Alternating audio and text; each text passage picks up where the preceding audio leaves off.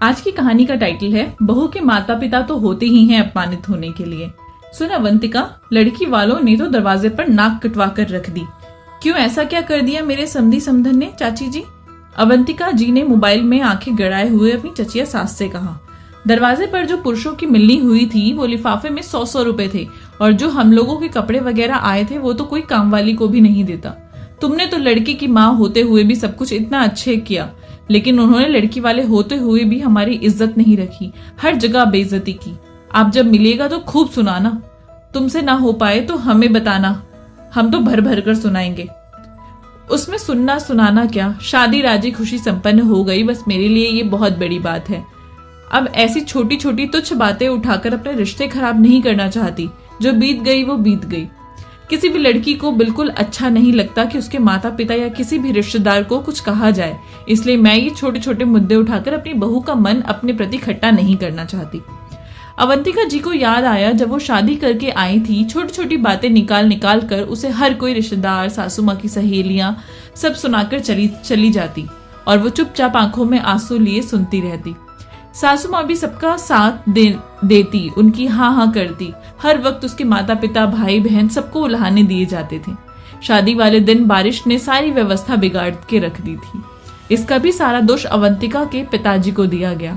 रिश्तेदारों ने खोज खोज कर दोष निकाले, जो अच्छा था उसे भी बड़ा चढ़ाकर बुरा बताया। हर वक्त उठते बैठते उसके मायके वालों को उल्टा सीधा बोला जाता। ऐसा लगता शादी क्या हुई तो लड़की के माता पिता को कुछ भी कहने का सर्टिफिकेट मिल गया। रिश्तेदार तो कुछ दिन रहकर आग लगाकर चले गए और उसकी सजा जीवन भर अवंतिका को मिली। उसे मायके नहीं भेजा जाता था, फोन पर एसटीडी लॉक लगाकर रखा जाता, चिट्ठी पत्री लिखने पर भी रोक, यहाँ तक कि अगर उसके मायके से माता पिता या भाई बहन अपनी तरफ से मिलने आ जाते तो मिलने तक नहीं दिया जाता था और अपमान किया जाता था, वो अलग। आज भी कोई शादी की बात करने लगता है तो उसे अच्छा नहीं लगता, क्योंकि उसकी शादी से जुड़ी कोई अच्छी यादें तो किसी ने बनने ही नहीं दी। बस बुरी यादें सब हर समय उसे सुनाकर याद दिलाते थे। उस शादी ने जिंदगी भर की टीस दे दी। अगर उस समय उसके सास ससुर ने रिश्तेदारों की बातें ना सुनकर अपनी बहू के माता पिता की परिस्थितियों को समझकर उन्हें पलटकर जवाब दिया होता तो उनकी हिम्मत कभी नहीं होती। अवंतिका के मायके वालों को कुछ भी उल्टा सीधा कहने की और शादी की व्यवस्था पर उंगली उठाने की, लेकिन वो लोग खुद ही तैयार बैठे रहते थे। उन्हें ये बिल्कुल नहीं चिंता थी कि इन सब बातों से बहू के मन पर क्या गुजरती है।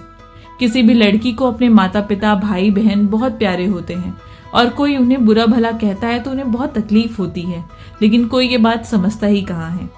बहू के माता पिता तो होते ही हैं अपमानित होने के लिए।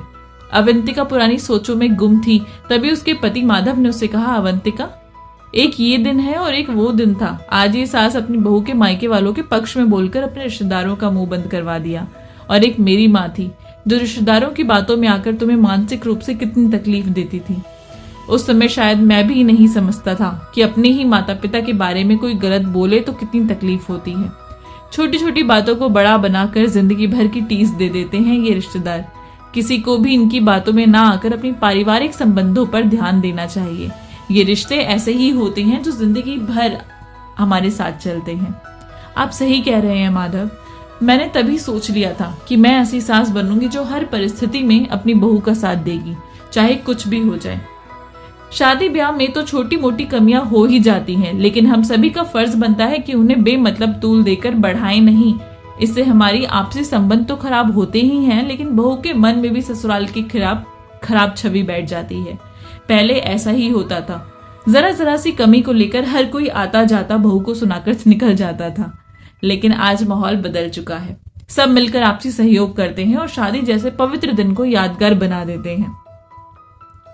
आई होप आपको ये कहानी पसंद आई होगी। अगर ये कहानी अच्छी लगी है तो मेरे चैनल को प्लीज सब्सक्राइब कर दीजिए, लाइक कर दीजिए और अपने प्यारे प्यारे से कमेंट नीचे ड्रॉप कर दीजिए। मिलूंगी आपसे नई कहानी के साथ, तब तक के लिए बाय बाय।